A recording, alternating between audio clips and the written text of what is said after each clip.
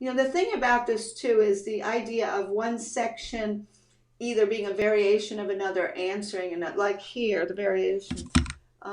I guess the variation from that comes next.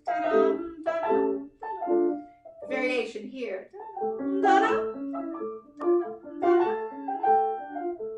In other words, you have to be so charmingly involved with how you're making the variation relate to what was not a variation before it. You know, like the relationship of one thing to another.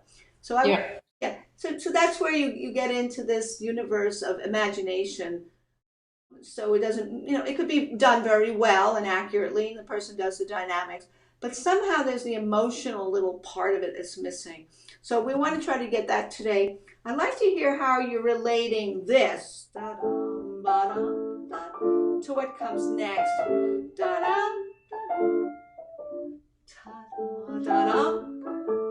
You know, do something like really charges you the relationship of those two phrases. We'll start. You could do it at whatever tempo if you were more comfortable. Da dum ba dum da dum ba. That's just as fine. Da dum da dum.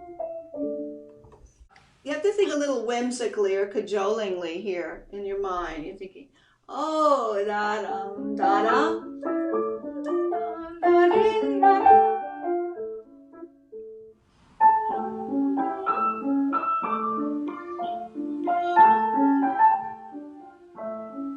That was better.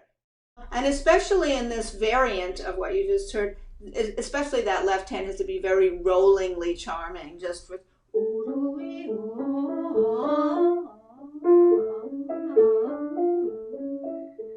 Because if it gets too flat, I mean, there's a little undulating there with that helps along the other hand. This you did well. I think you related. Yum bum bum bum bum bum. Then you went. Right? You related the going up versus the coming down. Now it's a little bit harder. Now we have a variation. Here we go with the variation again. Yeah.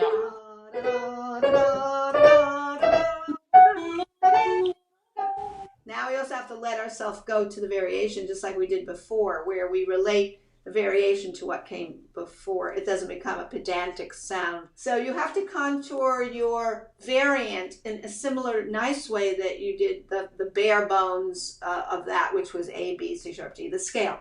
Now is Yeah. what? The little grace note. So you have to add the same nuance, but add the grace notes to it.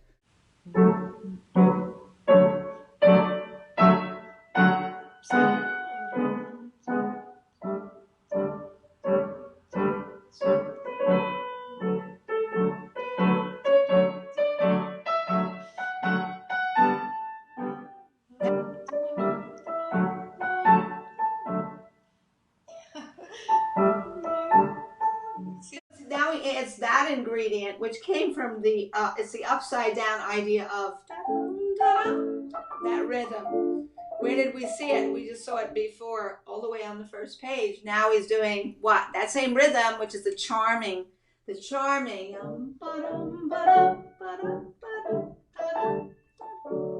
Now you got to shift mood suddenly into this kind of cajoling. But this is a hard place, I think. So you have to have like mood shift because da-dum, da-da, da-dum, da-dum, da-da, da-dum, suddenly.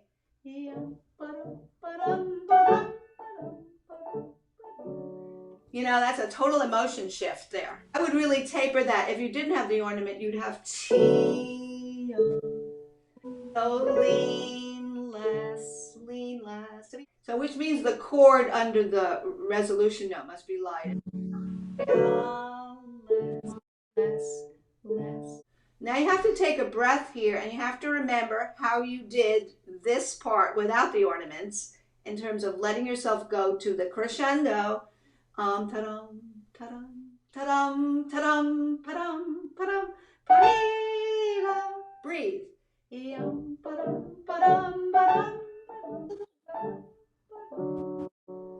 You could do a little rubato. You know, we do that little, charming framing of a phrase. We do nuances, a little bit of nuances. Romantic music, you could do that. Actually, start soft. Start soft. I think the key to it is starting soft and making the scale up, just like you did before. And then you can come down with but not too much, because you need to have some room starting. Destination. Mood.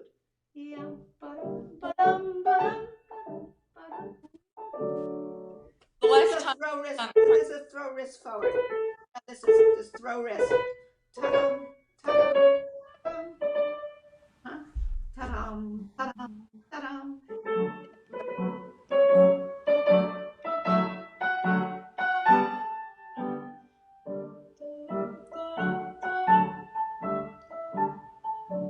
Good. That was pretty good. Yeah. Minor. We didn't expect what, the parallel minor here? G minor chord. He's doing the minor 4 chord of D major. So D major, a major 4 chord, right? Suddenly he put a minor 4 chord. He's not going into G minor. He's just pulling the 4 chord down, so it's flatter and pulls closer to what? The D major chord, which is where he's in D major here. So in a way, because he's come out of this, now he's suddenly that. So that's well is the parallel minor of the 4 chord. So that surprise has to be transmitted in your playing to yourself and to your listener, of course. But that was better. I like the fact that now you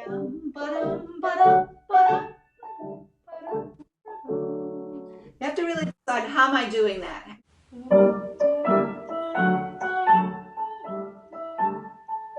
Well done. That was well done. Now let's go back to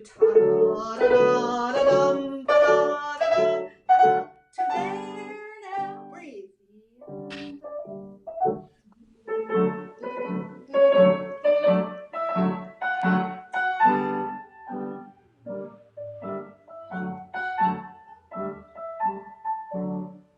Good. You're styling it now. And now, after you come out soft like that, now you can be really big again.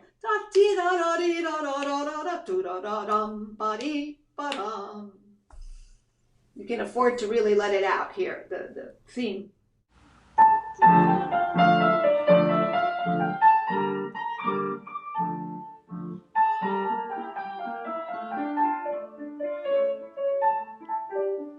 I can't play the left hand at that speed. We'll go slower.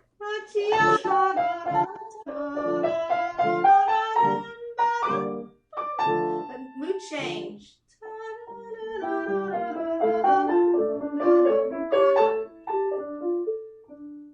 That's a 2-part thing there too, the emotional shift in the middle of the phrase there too.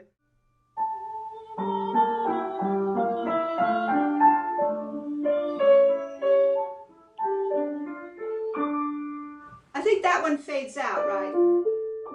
Because we had a diminuendo there, right? Because then when we did the repeat.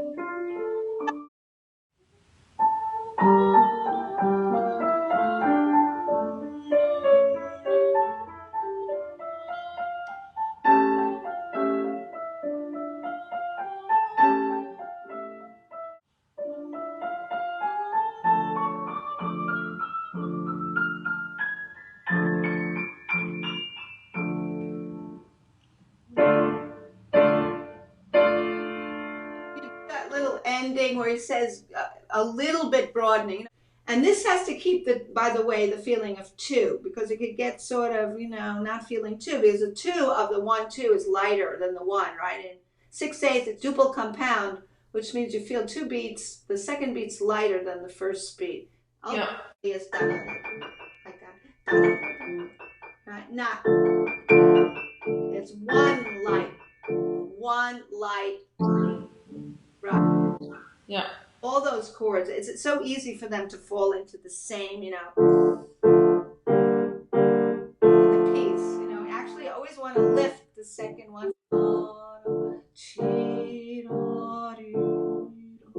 Makes the piece sound better if you could do that. And all those sections with chords. We should do the second ending and see where your dynamics are to the end. The second ending to the end. I would build my dynamic a little more to the crescendo, And then SF coming down, I wouldn't come down to like too much coming down, or you won't be able to peter out at the end over all those triplets. Okay.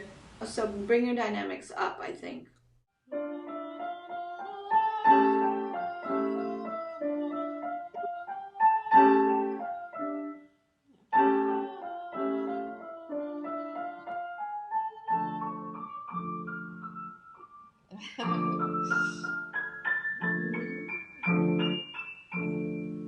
Yeah, I've got into the habit of coming down too much there. Right. That's right.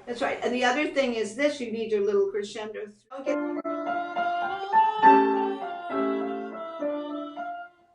That was better.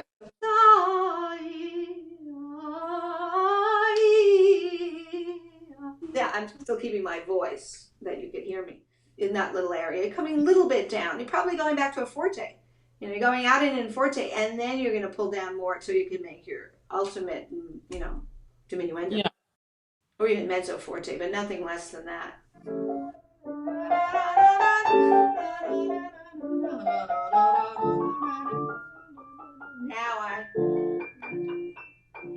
Because boy, if I get any softer, I can't even finish that Yeah.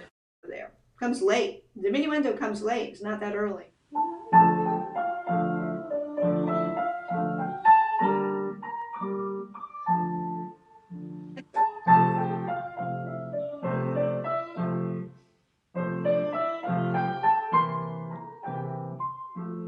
Now here's that idea of this is so great because it's the idea of relating one group of phrases, one group of measures to another. So when you answered this first group of 1, 2, 3, 4, how is it different? How are you going to register a difference? Is there going to be an intensity difference in the second part of this first phrase as opposed to the first part? When we get to here, that part. Right. So what makes it different? What makes it more intense? There's something that in the slurring that tells us that something's different. Is that right? Yeah, so in 14, that's a longer line across. Long, exactly. So you're really going to have to suddenly let yourself and the listener know that you're intensifying because you have a larger grouping of notes with a bigger curve open them in your mind.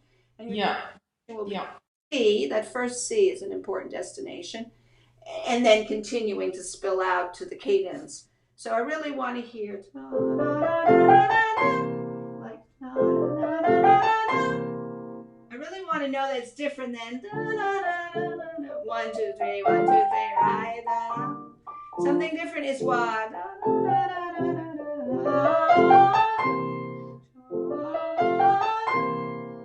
you can see it feels. Yeah. Keep it. It doesn't peter out. We talked about ideas so that we can then go. So here you can make that C bigger though. Wrist forward. You won't get a smack.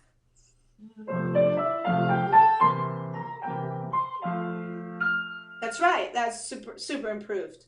Okay, so that we're relating 4 measures to 4 measures. Let's do it again now, and then see how you can come down for the charming leggero section, the change mood. Right.